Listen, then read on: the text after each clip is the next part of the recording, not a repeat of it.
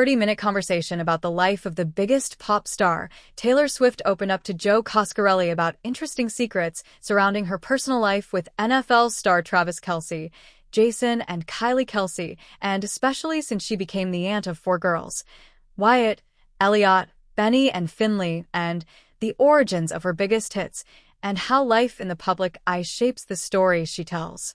This interview offers an unprecedented look into the mind of one of the most prolific songwriters of our generation, revealing not just the magic of inspiration, but the deliberate technical choices that make her work resonate across decades and demographics. Swift begins the interview with a profound admission that frames everything that follows. It's still such a mystery to me, even though I've been writing songs for so long. And I've started songs and finished songs so many different ways. They've gone through so many journeys. They've happened quickly. They've happened over time. They've been inspired by my life, by mythology, by fables, by books, by movies, by characters, by warnings, lessons. And they never quite happen exactly the same way. And I still don't quite understand how it works.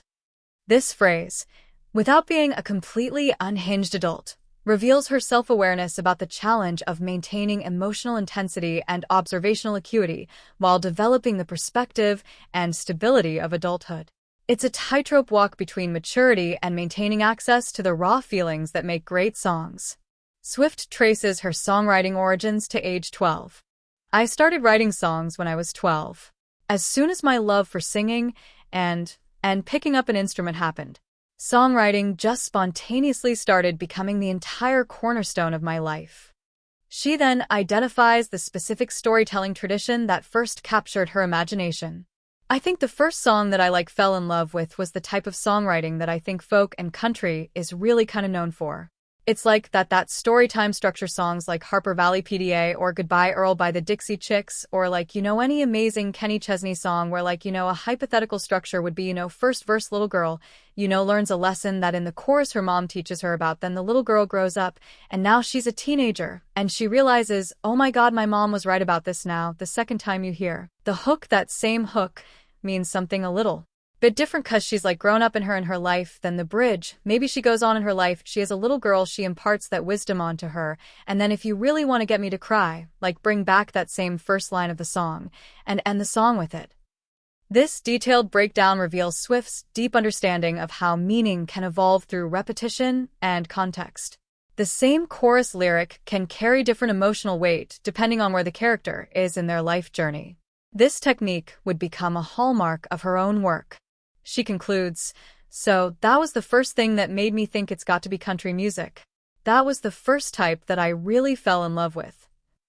Then comes one of the interview's most surprising revelations. But then lyricism. I was the most intensely impacted by emo music, right? Dashboard Confessional, Chris Carrabba, a Fall Out Boy, Pete Wentz's lyrics, how they take a common phrase and then they just twist the knife of it, right? I'm just a notch in your bedpost, but you're just a line in a song. Drop a heart, break a name, right? It's drop a name, break a heart. But they switched it, and those are the kind of lyrics where I would read the lyrics to those songs, or the specificity of Hands Down by Dashboard Confessional, where I'd be reading those lyrics and I'd just finish reading a line and just go, oh my God.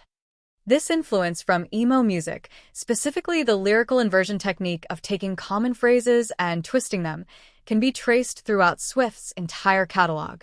The revelation that Pete Wentz and Chris Carrabba were formative influences recontextualizes much of her work, particularly albums like Reputation and The Angrier Moments throughout her discography. The phrase "twist the knife of it" perfectly describes what makes a lyric memorable versus merely functional. Swift describes her entry into professional songwriting with characteristic precision. I got a publishing deal when I was 14. I was signed by a guy named Arthur Buenahora at Sony, and he just believed that I had a perspective that mattered, and I actually asked him if he could please hold my songs from being pitched to other artists. I was like, just give me some time to try to get a record deal. I'm going to try so hard. The confidence and foresight of a 14-year-old asking a publisher to withhold her songs from other artists is extraordinary. She already knew she wanted to be the artist, not just the writer behind the artist. Swift then paints a vivid picture of her songwriting education. I could almost compare it to the Brill Building. They have these offices on Music Row, or at least they had a lot of them then that were like these small houses, these like cottages and bungalows. Now we have really tall buildings. Basically, you go there, and there'd be 3 songwriters writing in this room, 3 songwriters in this room, 4 in this room, 2 in this room, and I would just go to school.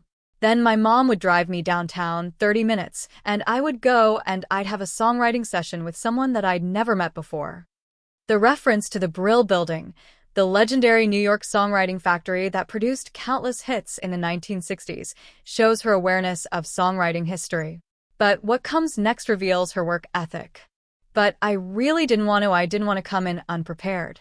So I'd walk in with 4 to 5 nearly finished things, 2 half-finished things, 10 hooks, because I just never wanted people to be like, yeah, there's this like little kid that thinks she can swan her way into Music Row and just like write songs with these hit songwriters. Walking into every session with 4 to 5 nearly finished songs, 2 half-finished songs, and 10 hooks demonstrates not just preparation but an understanding of professional expectations. She was determined to prove she belonged through sheer volume of quality work. Swift identifies a technique she loved in Nashville songwriting. But I think one of my favorite things about the Nashville music scene, country music, and the storytelling where it was when I arrived there was almost this of sort of breaking the fourth wall, making the song then a part of the song, or the writing of the song becomes a part of the song. And I did that in a song called Tim McGraw, where I'm singing about this kind of love lost, and hoping that person thinks of me, and then in the bridge it's revealed that I wrote the song. And I hope he hears it. She continues, the song which I still love so much. It's all about this romance and this relationship, and then in the end it says I grabbed a pen and an old napkin and I wrote down our song. So, I loved doing that. I still kind of love doing that. The kind of just like, and it was me. This self-referential technique, where the song acknowledges its own existence, creates an intimate connection with the listener. We're not just hearing a story. We're watching the story being written. Swift identifies her favorite narrative twist she's executed. My favorite end plot twist I think that I've done in songwriting is the ending of The Last Great American Dynasty. That's my favorite one. It is just so much fun to tell the story about this real woman who lived in history, and she defied the social norms and she drove people crazy, and she had a marvelous time ruining everything. And you talk about the house she lived in on the coast, and basically then in the end you're like, she moved away from Holiday House. It sat quietly on that beach free of women with madness, their men and bad habits, and then it was bought by me, and you're like, every time I get to that part when I would sing it on tour, I just have to kind of I wanted my grin to go from here to here, but that looks crazy. The physical description of wanting to grin from here to here, but having to taper down my own excitement, reveals how much joy she takes in the craft itself, particularly in executing a perfect twist ending. Swift then addresses the unpredictable nature of audience reception. I learned you can't ever really tell if other people are going to like it, but oftentimes when I love it to a certain degree, that kind of tends to match up with people. And it could be that it doesn't match up with the way people feel till 6 years later. I loved the Reputation album. I was like, you guys say what you want. I know what I did. I love it. Go with God. Sorry. You can come around if you want. It's okay if you don't.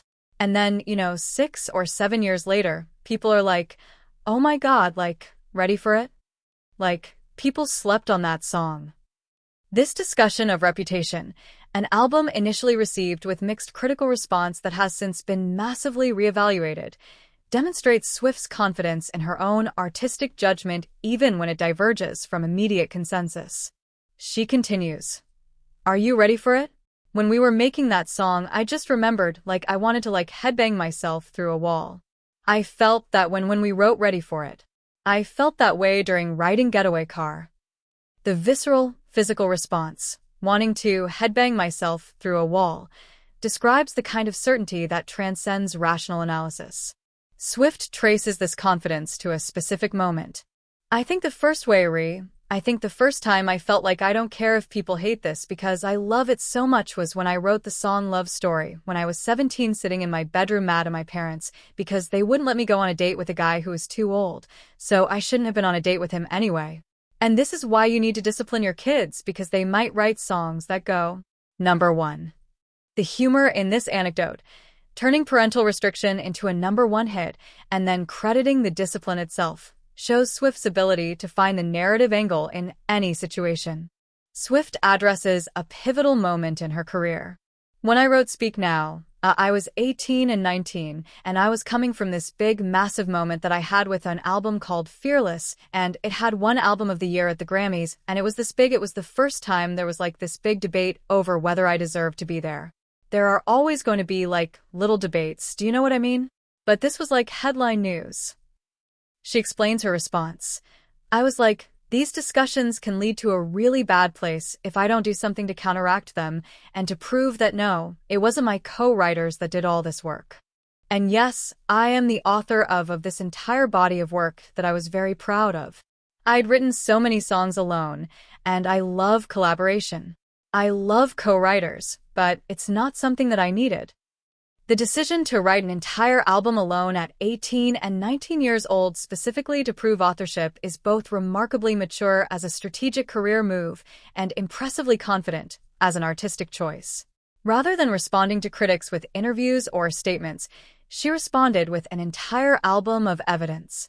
Swift identifies what the Speak Now process taught her. It's when I started to trust myself as an editor, because a lot of what I'll do in a session even now. And one of the reasons why Liz Rose and Jack Antonoff became like people that I love to write with for albums and albums is because I'll have this stream of consciousness pouring out, and Liz would sit there with a notepad. But when you take that away, I just started, recording everything, right? Recording everything on a voice memo, because there will be times when I'm like kind of in a zone and I'm writing so fast that there's no chance I'm going to remember what that melody was that I did, 2 minutes ago that I thought was cool for the verse. This description of the stream of consciousness writing process, too fast to remember everything without recording, gives insight into how the songs actually emerge. The choice of collaborators like Liz Rose and Jack Antonoff makes sense. They can capture the flow without interrupting it. She concludes, that was a really important album for me in terms of becoming a writer, that knew I could trust my own intuition. Swift reveals specific technical preferences. I have little phonetic things. I love alliterations. I love, two words that start with the same letter. Love that. I don't like to have a word end with the same letter that the next word starts with. For example, in the song Our Song, it was supposed to be when you're on the phone and you talk real low. But I was like, I don't like the real low. So it turned into when you talk real slow. This incredibly specific phonetic rule, avoiding words where one ends with the same letter the next begins, reveals the level of granular attention Swift pays to how lyrics sound, not just what they mean. The change from real low to real slow demonstrates how a single letter can affect the flow of a line. Swift explains another favored technique. Certain words just like fly for me. And I think one of the reasons I like to take either age-old cautionary sort of phrases or things that you've heard in books, films, kind of these classic lines, and then repurposing them, inverting them, or like redefining them in some way, is because I sort of love the combination of modern vernacular and sort of old world or classic timeless speak. She provides a specific example. So in the song The Lakes, there's a lot of sort of modern terminology and speak and kind of common phrases from the way that we talk now. But there's also, like in the bridge, there's a line from Hamlet that I repurposed. This juxtaposition of contemporary and classical language creates a timeless quality. The songs feel both of the moment and enduring. Swift identifies another core principle. I really gravitate towards juxtaposition and polarity in a line, right? So, hey, what could you possibly get for the girl who has everything and nothing all at once? Our coming of age has come and gone. You take one word that's at the beginning of the phrase and then you take its opposite, because ultimately, like, we are all filled with polarity, hypocrisy, these kind of battling features and factors that make up our jagged personalities. The examples she cites, everything and nothing, coming and gone, demonstrate how opposing concepts within a single line can capture the complexity of human experience more effectively than a single clear statement. Swift reveals a practical tool. I have my phone and I have this file where I'll just be like, I know I like that, or I know I like that word, or I know I like that question. And then when I'll go into a session, I don't have social media on my phone. Like it looks like I'm just endlessly scrolling, but I'm scrolling through words like the words in my file. If we're in the middle of writing a song, I'm searching for a perfect line that I thought of 4 years ago at 3 o'clock in the morning. This revelation is fascinating on multiple levels. First, Swift doesn't have social media on her phone. Despite being one of the most followed people on the planet, she's removed the apps to avoid distraction. Second, she maintains a searchable database of words, phrases, and lines that she can access mid-session. A line from 4 years ago at 3 a.m. might be exactly what a song needs in the present moment. Swift articulates her theory of what a bridge should accomplish. I think the importance for me of a bridge, it just feels like we're painting a picture. We're setting a scene. We have this opportunity as a songwriter to tell an entire story, an entire movie, or a very detailed description of one scene in a movie, or a very nuanced dynamic between people, or complicated emotion. And we have only so long to do this. I've written some really long songs in my life, but for the most start they're between 3.5 and 4 minutes. She continues, you can start painting the picture in the verse. You can get to the heart of it at the chorus, but then the bridge can be where you zoom back.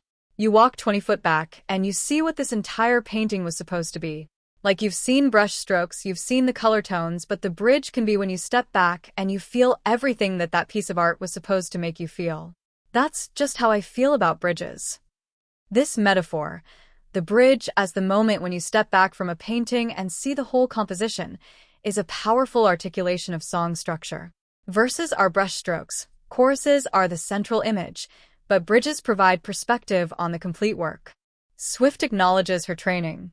I came up as a songwriter in Nashville where structure is a huge part of how you effectively tell a story, right?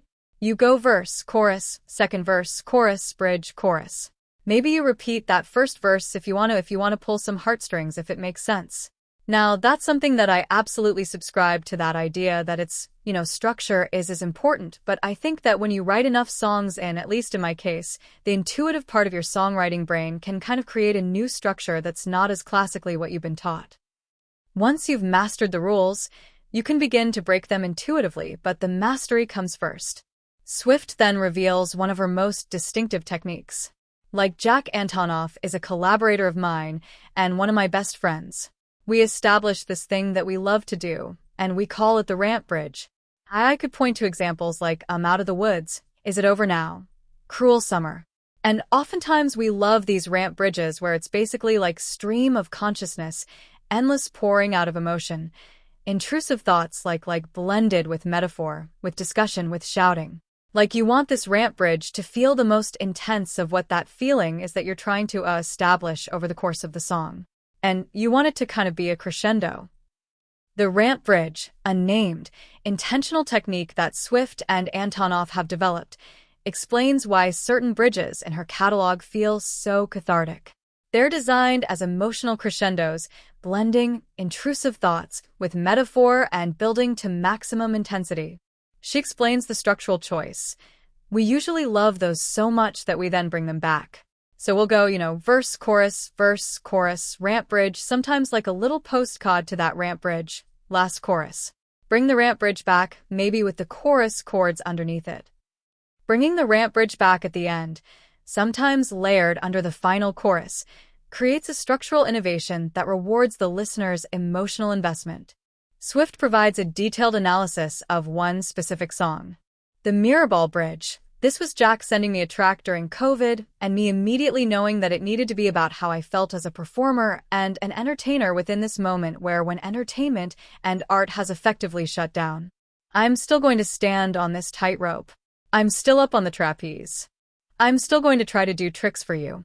The imagery of circus performance during a pandemic, still on the tightrope, still on the trapeze, still trying despite the absence of an audience, captures the surreal experience of being an entertainer when entertainment has stopped. She continues, but at the same time, being a person in the public eye, I've really begun to realize that you are a mirror. You are a mirror for your fans, for the media, for people on the internet, for just people who don't even really care about your music, but they know who you are. However they feel about themselves, and their life will be projected onto how they perceive you.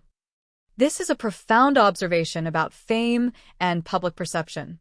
The public figure becomes a reflective surface for others' feelings about themselves, a mirror ball that doesn't generate light, but reflects what's already in the room. The belief that nothing is too true to say in a song, that the most uncomfortable personal admissions are actually the most universal, is what allows for the radical vulnerability that characterizes her best work. Swift provides the most detailed account she's given of this song's origins. The whole thing with All Too Well was that this was a very emotional rant that I did in like a soundcheck. We were rehearsing for the Speak Now tour. I was very sad in a way that you're like 21 years old, and you're just like excruciatingly, just like you are sadness is you are sadness. The phrase, you are sadness, the complete collapse of identity into emotion, perfectly captures a particular quality of young heartbreak. I just started playing the same 4 chords over and over again. It's basically the same 4 chords over and over again for the whole song. And it just became this thing where I just started rambling. And this thing went on for a really, really long time. It was like more than 10 minutes that this rambling rant went on, and it wasn't cohesive, and it wasn't really that structured. But it felt afterward like I think my mom or somebody went up to the sound guy and was like, "Did you by any chance record any of that?" And he was like, "Yeah, I did." And I would have walked away from it if he didn't have a recording of it. The fact that Swift would have walked away from it without the recording is striking. One of her most beloved songs, perhaps the most beloved, would not exist if a sound technician hadn't happened to record a soundcheck rant. So I went back and listened to it, and I was like, oh, here's this 10-minute, basically catharsis of intense emotion. There are some really angry, scathing parts that I was kind of going to have to make this into a song that's a little bit more palatable, because I already felt so raw putting that song out as detailed as it was. The revelation that there are really angry, scathing parts that were removed from even the original version suggests that the 10-minute version released in 2021 is still an edited version of the original emotional outpouring. So, then it goes out into the world. It didn't make a lot of noise, that song, for the first 6 months to a year, but then the fans just did a thing that they've done a few times where this song just keeps bubbling up. They did this with Cruel Summer, too, where they're just like, no, we like it. We don't care if a label wants to put it out. We love this one. So I ended up playing it on the Grammys. The pattern Swift identifies, fans championing certain songs regardless of label or commercial push, demonstrates a genuine connection between artist and audience. The mention of Cruel Summer experiencing the same grassroots championing shows this isn't a one-time phenomenon. I'd made the mistake of kind of explaining how the song came to be in an interview. It ended up being a really fortuitous mistake that turned into being like, oh, I'm so glad that happened. But for years, the fans were like, give us the 10-minute version. Give us the 10-minute version. And I was going back through diaries and finding little fragments of it. And I didn't have the old thing anymore. So I was looking through safes trying to find the CD, but I had to go back and piece together lyrics and stuff. But that was the most extensive restoration process I've ever done on a song. Never, I don't think I'll ever experience anything like that again. The image of Swift going through safes looking for old CDs, piecing together lyrics from diaries to restore a 10-year-old song, is remarkable.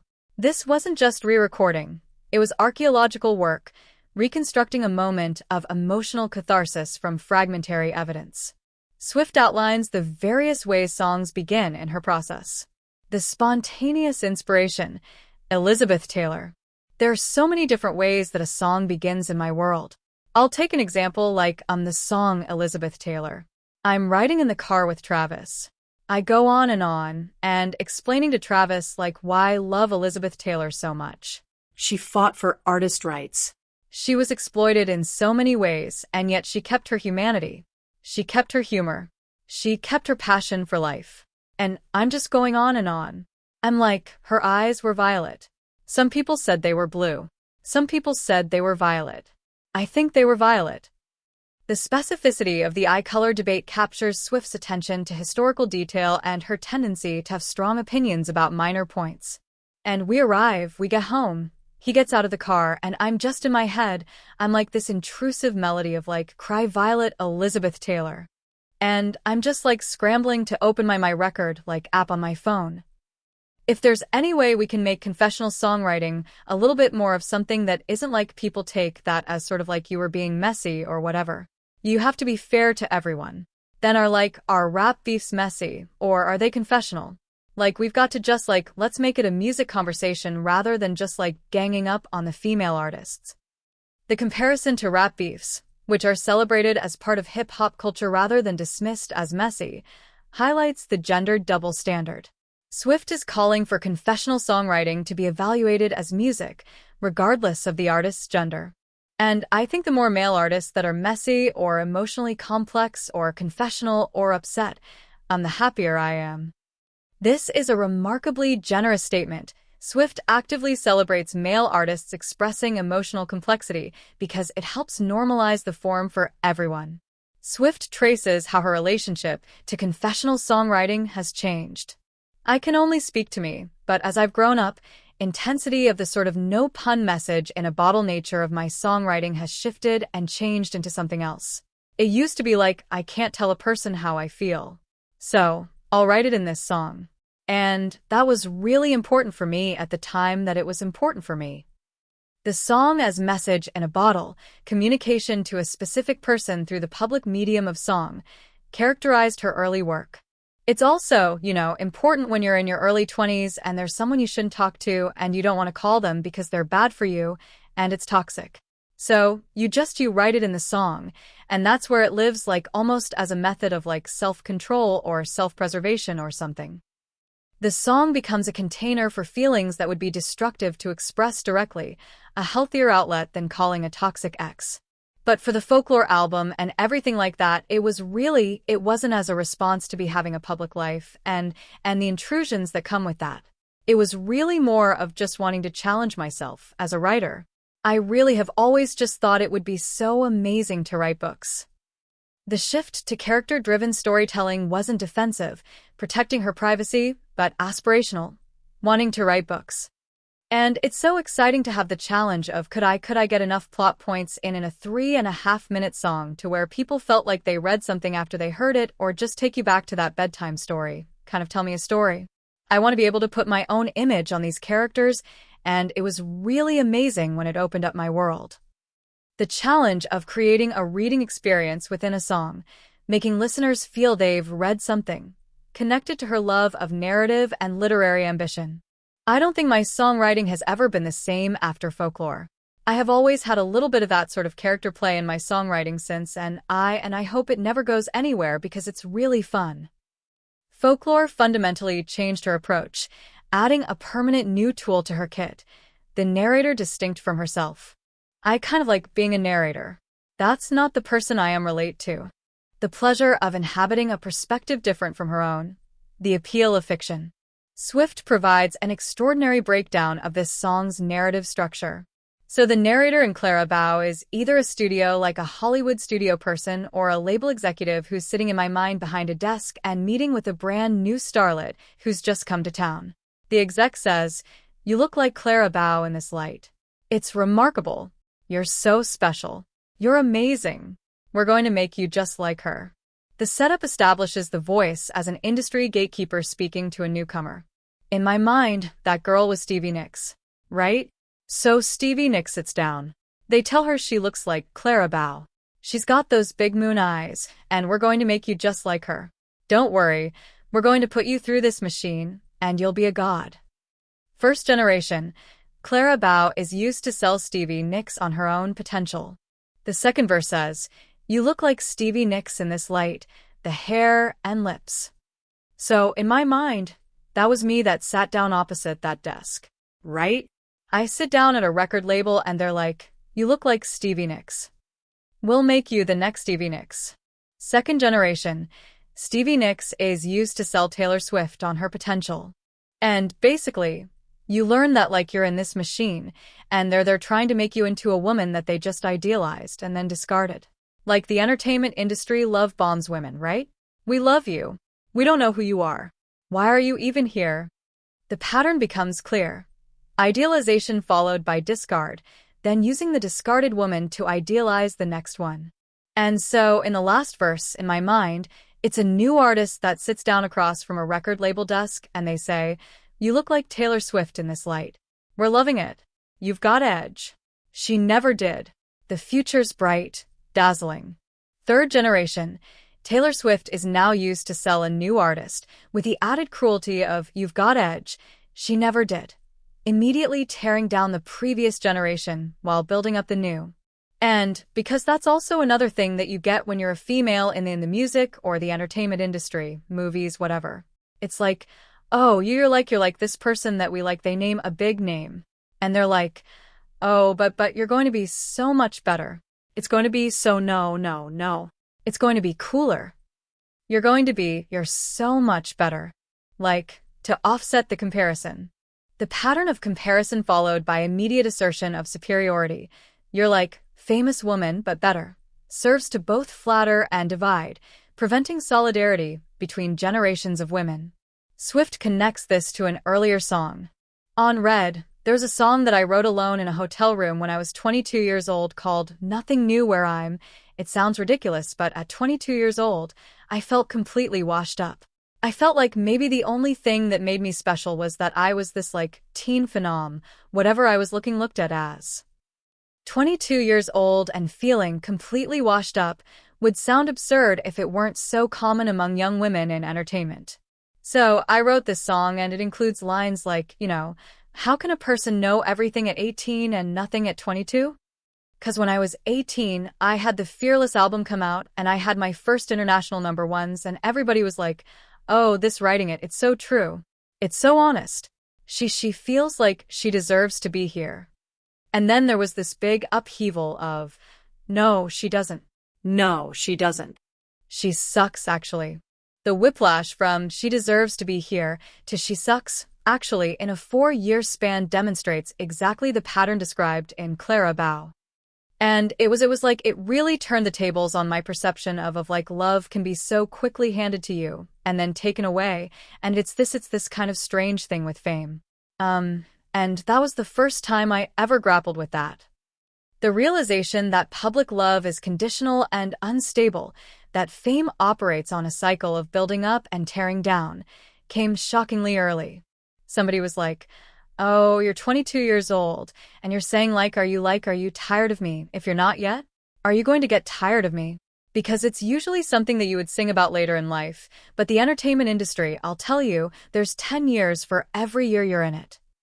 The observation that entertainment industry years are like dog years, 10 years for every year you're in it, explains how someone could feel washed up at 22. Swift addresses the challenge of keeping songwriting personal despite massive fame. But it's fun. Songwriting is something that it's a very intimate, tiny little thing for me. I have a lot of things I like to do. I like to bake. I like to make art. I like to paint. I like to sew. I like to write songs. And I try to keep it as dear to me as those other things I just named. Blank Space, one of her biggest hits and a masterclass in satire, exists because of tabloid criticism. Anti-Hero, arguably the defining song of Midnight's, exists because of personality criticism. Rather than being wounded by criticism, Swift mines it for material. Swift offers counsel to emerging artists. My favorite thing when I sit down with new artists or songwriters. And I'm like, why are you reading your comments? That's too much of it. That's you're inundating yourself with too much criticism that doesn't really have a focus. She distinguishes between useful criticism and the deluge of unfocused internet commentary. But I think a little bit of it you got to just be this is part of it. Don't make this make you stop writing or make you edit yourself or whatever. If it's an interesting point to you to kind of respond to, then that's a gift for you to be able to write something. Maybe you wouldn't have written something that day. A small amount of criticism can be a creative gift, a prompt you wouldn't have had otherwise. But don't don't go to the Notes app and post it. Write about it. Make art about this.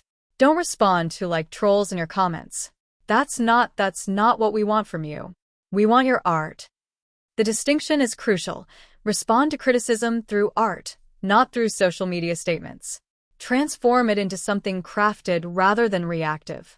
This interview reveals Taylor Swift as not just an intuitive songwriter, but a conscious craftsperson who has studied the tradition, developed specific techniques, like the ramp bridge, and maintains rigorous technical standards, like her phonetic rules, while remaining open to the mysterious elements of creation. Her influences are broader than commonly understood, from country storytelling to emo lyrics, from classic literature to contemporary vernacular. Her process is varied. Songs can arrive as clouds to grab, as responses to instrumental tracks, or as collaborative real-time creations. Most significantly, Swift demonstrates extraordinary self-awareness about fame, gender dynamics in the industry, and the relationship between public and private selves. Her ability to articulate why Mirrorball works, how Clara Bow traces generational cycles of female fame, and why confessional songwriting should be evaluated as craft rather than dismissed as messy, shows not just talent, but analytical intelligence about her own work. The through line of the interview is balance, between youth's intensity and adult perspective, between personal confession and fictional narrative, between respecting tradition and innovating structure, between absorbing criticism and protecting artistic vision. Swift has spent her career navigating these tensions, and this interview suggests she's not just surviving them, but using them as creative fuel. Perhaps most moving is her insistence on keeping songwriting as dear to me as her private hobbies, the determination to protect the intimate core of creation despite operating on the largest possible public stage. That tension between the very intimate, tiny little thing and the global phenomenon may be what makes her work resonate. She's managed to maintain genuine, personal stakes in art consumed by millions. The final wisdom, I was doing it for me anyway, is both a creative philosophy and a survival strategy. It's what allows an artist to take risks, weather criticism, and continue evolving across decades. And it's what makes this interview valuable beyond celebrity interest. It's a masterclass in sustaining creative practice under extraordinary circumstances, taught by someone who has not just survived but thrived.